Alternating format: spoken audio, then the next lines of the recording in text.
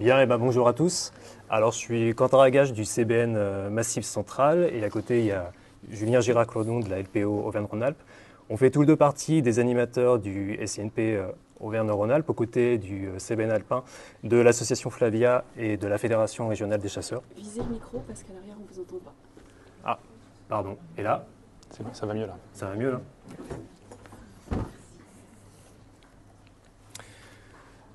Donc, d'abord un petit peu de contexte réglementaire pour parler de la sensibilité des données.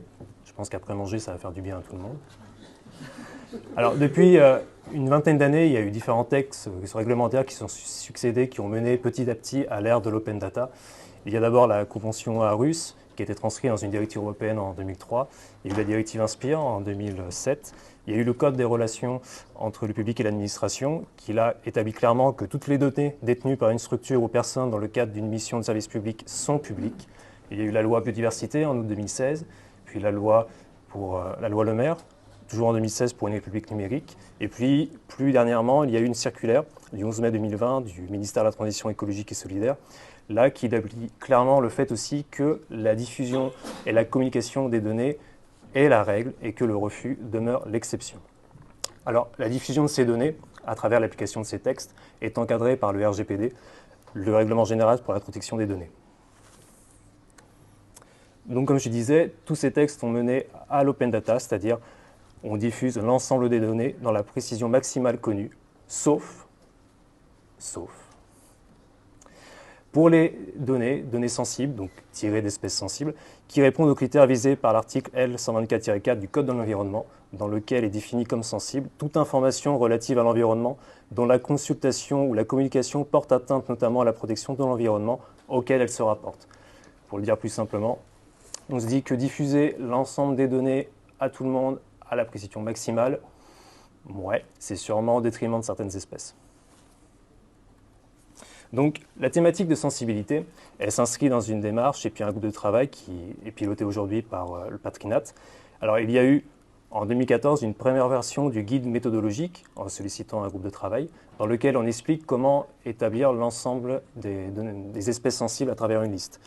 En 2020, un audit a été fait par Patrinat pour dresser le bilan un peu de la démarche, de la mise en œuvre de la démarche et établir de nouvelles préconisations, ce qui a mené en 2022 à une deuxième version du guide méthodologique, toujours en sollicitant le groupe de travail dédié. Donc, la liste des espèces sensibles est établie à l'échelle régionale avec une déclinaison départementale.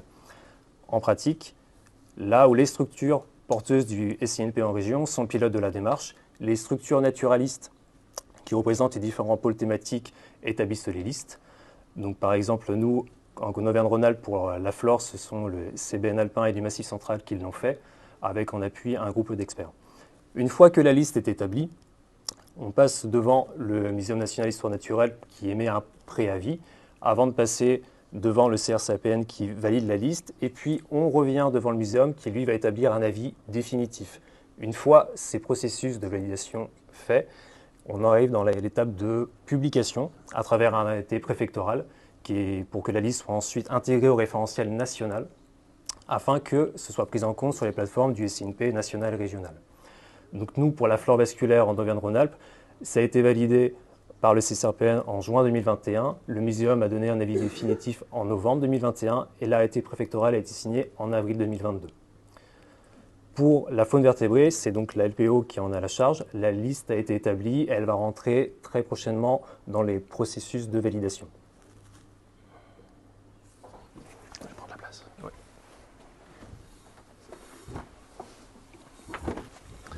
Donc, pour définir un élément de sensibilité, on se base sur 3 critères différents. Le premier, c'est le risque d'atteinte volontaire. Donc, autrement dit, est-ce qu'une espèce est soumise à une activité humaine qui peut lui être néfaste ? Une destruction directe, du braconnage, etc. Un deuxième critère qui est la sensibilité intrinsèque de l'espèce. Dit autrement, l'espèce est-elle menacée ou à risque ? Donc là, il n'y a pas écrit espèce, il y a écrit élément parce qu'en fait, on peut descendre en dessous en disant ce ne sont que les données de reproduction, les données de tel ou tel comportement. Donc on peut aller en dessous de l'espèce dans le filtrage. Et troisième critère, c'est l'effet de la diffusion. Est-ce que la diffusion d'une information précise peut augmenter le risque de préjudice qui va être porté sur l'espèce ? de ces critères. Enfin, si une espèce remplit ces 3 critères, après, on doit définir les éléments qui sont floutés. Donc, est-ce que c'est selon le statut biologique, un comportement, etc. Ce que je disais tout à l'heure. Le niveau de floutage. Donc, ça, c'est une évolution du dernier guide. En fait, on est passé de zonage administratif à des zonages plus géographiques qui sont plus faciles, enfin plus homogènes, sur des mailles de 1 km de côté, 2 km, etc. Et enfin, on peut éventuellement ajouter à cette définition une durée de floutage. Dire qu'on floute les données uniquement pendant une dizaine d'années, et au-delà de la dizaine d'années, on lève le floutage. Enfin, je prends 10, ça peut être 5, 1, etc. Dans ce tableau, on a illustré l'application de critères à travers quelques espèces pour montrer un petit peu les cas de figure auxquels on a été confronté. Donc, 2 espèces animales, 2 espèces végétales. Sur les animaux, on n'a pris que des chauves-souris parce qu'on est sur finalement des exemples qui illustraient le mieux la méthode à nos yeux. Donc, premièrement, la grande noctule, une espèce assez méconnue en France, enfin, et même en Europe, qui est la plus grande chauve-souris d'Europe, qui est forestière. On a jugé qu'elle pouvait être sensible selon le critère A. Donc, pour mémoire, le critère A, c'est le risque d'atteinte volontaire. Donc, on a estimé que oui, il pouvait y avoir un risque d'atteinte à travers les activités naturalistes. Autrement dit, quelqu'un qui veut aller voir la chauve-souris, prendre des photos, etc. Donc, possiblement, oui, elle est sensible sur ce critère. Deuxième critère, c'était la sensibilité intrinsèque. Est-ce que l'espèce est menacée ou à risque? Donc, oui, elle est menacée, elle est inscrite aux listes rouges. Et troisième critère, c'est l'effet de la diffusion. Est-ce que si je diffuse l'information, je risque d'augmenter le préjudice? Ce que je n'ai pas dit qu'en présentant l'espèce, on est sur une espèce qui gîte dans des cavités de pics, dans des arbres. Donc en fait, même si on a des coordonnées GPS de la forêt, enfin d'un arbre gîte, ça devient quand même compliqué de trouver les loges. Donc cette espèce-là, en fait, ne remplissait pas les 3 critères parce que même si on diffuse une information précise, on estime qu'il n'y a pas de risque d'augmenter le préjudice. Donc cette espèce a été écartée du floutage. Une autre espèce de chauve-souris, donc même chose sur les critères A et B, je ne vais pas les redétailler. Critère C, traitement différent, on est sur une espèce cavernicole, donc qui fréquente des cavités souterraines, généralement facile à trouver parce qu'elles sont pointées sur les cartes. Donc là, on a estimé que oui, et en plus, pardon, je n'ai pas précisé, elles se rassemblent en colonies importantes pouvant rassembler plusieurs milliers d'individus. On estime que oui, si on diffuse l'emplacement des gîtes, on peut augmenter le préjudice. Donc là, toutes les données ont été masquées. Enfin, on a fait le choix de masquer les données à la maille kilométrique. Petit détail sur lequel je reviendrai à la fin. Initialement, on souhaitait masquer que les données de gîtes. Dans notre liste, on a retenu le fait de masquer toutes les données parce que ces données de gîtes ne sont pas facilement identifiables au milieu de toutes les autres. Donc par précaution, on élargit les données filtrées. Les 2 exemples suivants sur la flore. Donc un glaïeul. Sur le critère A, oui, il est menacé il y a un risque de préjudice à travers de la collecte. Il est menacé. La diffusion d'informations peut augmenter le risque de préjudice. Donc on floute toutes les données à l'échelle de la maille 5 km. Et dernier exemple, le génépi, une espèce qui peut attirer pour la cueillette, qui n'est pas menacée. Donc là, on est sur une exception par rapport à ce critère de menace, mais la pression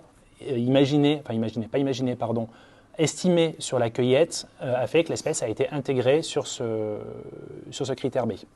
Critère C, évidemment, si on diffuse des stations précises de génépi, ce sera plus facile d'aller le faire tremper dans sa bouteille. Et là aussi, toutes les données sont dégradées à la maille 5 km. Là, sur tous ces exemples, on voit qu'on n'a aucun floutage, aucune durée associée au floutage. Dans tous les cas, on a estimé que le floutage devait être maintenu dans le temps, puisque les stations ou les gîtes sont fréquentés sur des grandes durées. Une synthèse des résultats sur la partie faunistique. Donc 5 pour le moment. Donc on est sur la liste n'est pas validée encore. On est encore sur des documents de travail, mais on approche a priori d'une liste stabilisée. On a 58 taxons retenus pour être présentés comme sensibles, ce qui représente pratiquement 28% des espèces menacées et 7% des espèces actuellement inventoriées dans la base régionale de l'OERB. Sur ce chantier vertébré, on a eu la particularité de chercher à dégrader le moins possible la donnée, c'est-à-dire qu'à donner la maille la plus petite possible, le moins d'espèces sensibles et la maille la plus petite possible. Remarque particulière aussi, on a été un petit peu surpris finalement, c'est qu'à l'issue du travail, la majorité des menaces retenues sont des activités naturalistes. On a identifié assez peu de menaces autres de volonté de faire de la destruction directe. On a aussi essayé d'avoir un regard croisé pour les espèces qui sont associées. Par exemple, quand on a des espèces qui nichent, des espèces d'oiseaux qu'on retrouve en colonies multispécifiques, se dire qu'on dégrade les données de toutes les espèces pour ne pas arriver à retrouver la localisation à travers les données d'autres espèces. On s'est posé la même question sur des invertébrés qui pourraient être associés au tas de guano, donc les crottes des chauves-souris dans les cavités.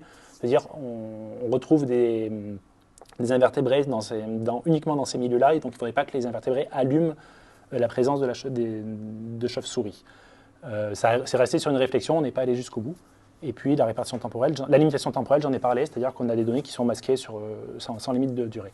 Sur le graphique en bas, donc je ne sais pas si c'est lisible sur le fond de la salle, on a la répartition du nombre d'espèces sensibles en fonction du niveau de dégradation. Donc à gauche, c'est la maille kilométrique.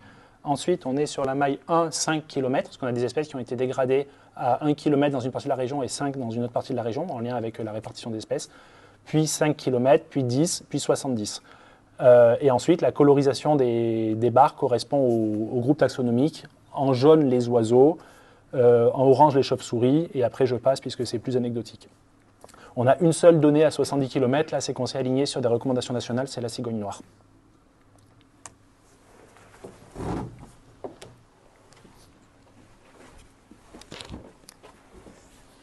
Les résultats du coup sur la liste flore vasculaire, on a une liste de 153 taxons sensibles, dont 136 qui sont sensibles sur l'ensemble de la région. 17 le sont sur un ou plusieurs départements. J'insiste là-dessus, sur plusieurs départements, ce qui explique que dans le tableau, si vous faites la somme des occurrences, vous êtes à plus de 153. Par exemple, l'Arnica des montagnes, si je ne dis pas de bêtises, lui est sensible sur les départements de l'Ain et de la Drôme. Donc si je prends l'ensemble du catalogue flore de la région, on est à peu près à plus de 4450 taxons, on est à moins de 0,3% de taxons sensibles. Si je fais cet même exercice sur la liste des taxons menacés, liste rouge nationale et régionale, en prenant en compte les quasi-menacés, là on est à 17,6% de taxons sensibles. Il y a dans la liste des taxons sensibles certains taxons, 17, qui ne sont pas sur la liste rouge. Alors c'est le cas d'hybrides, qui vont avoir au moins un des deux parents qui est sensible. C'est le cas de taxons qui vont avoir une forte pression de cueillette, comme par exemple le génépi ou l'arnica. Je n'ai pas mis ce chiffre sur la slide, mais je peux vous le donner comme ça. En termes de volume de données, on est à peu près sur autour de 22 500 de données sensibles, ce qui représente au total un peu moins de 0,2% de données sensibles concernant la flore vasculaire. Donc, et ces données sensibles, elles, concernant la flore, sont toutes floutées à la maille 5 km, sans limite dans la durée. Alors, j'ai mis quelques exemples, histoire quand même d'avoir des illustrations d'espèces. Alors, la carline de Bieberstein est une espèce très rare en France, elle s'est localisée chez nous, sur les monts du Cantal, le massif du Sancy, et également dans les départements de l'Isère, de Savoie et surtout de Haute-Savoie. Et elle est une espèce sensible sur l'ensemble de la région. L'exemple du milieu, le Sénesson admirable, est un taxon, un hybride, qui est alors localisé chez nous, si je ne dis pas de bêtises, maintenant uniquement sur le massif du Mézin, donc entre l'Ardèche et la Haute-Loire, qui est sensible sur l'ensemble de la région, et un de ses deux parents, Jacobea leucophila, est sensible. Et enfin, le dernier exemple, lui, est différent pour où c'est une sensibilité départementale. Le lys de Saint-Bruno va être sensible en fait sur la moitié ouest de la région, sur les départements du coup de l'Ardèche, du Cantal et de la Haute-Loire. Donc j'ai mis une illustration au cas où, mais on peut aller directement sur la plateforme. En fait, sur le CNP Auvergne-Rhône-Alpes, vous avez deux plateformes de consultation des données. Vous avez Biodivora Atlas et Biodivora Expert. Sur Biodivora Atlas, toutes les données sont représentées à la maille 5.5, donc il n'y a pas nécessité d'intégrer la notion de sensibilité. Et en plus, on ne peut pas télécharger les données sur cette plateforme. Par contre, sur Biodivora Expert, c'est le cas, on peut consulter les données et les télécharger. Donc du coup, il faut absolument intégrer cette notion de sensibilité. Là, je suis en accès public, comme c'est marqué du coup sur le bandeau en haut. Et du coup, j'ai marqué directement Androsas elongata, qui est un taxon sensible sur l'ensemble de la région. Et là, on voit que l'ensemble des données sont bien représentées à la maille 5.5. Si je veux faire... Hop, c'est pas grave.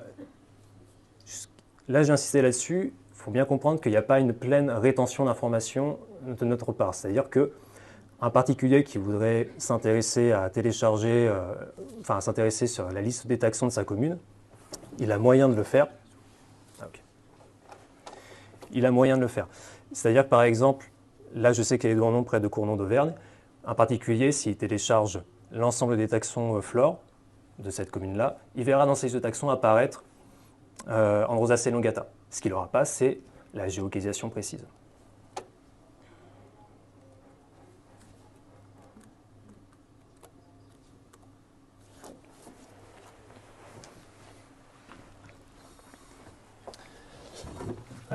En guise de conclusion, on a listé quelques implications, perspectives ou difficultés auxquelles on a été rencontrés.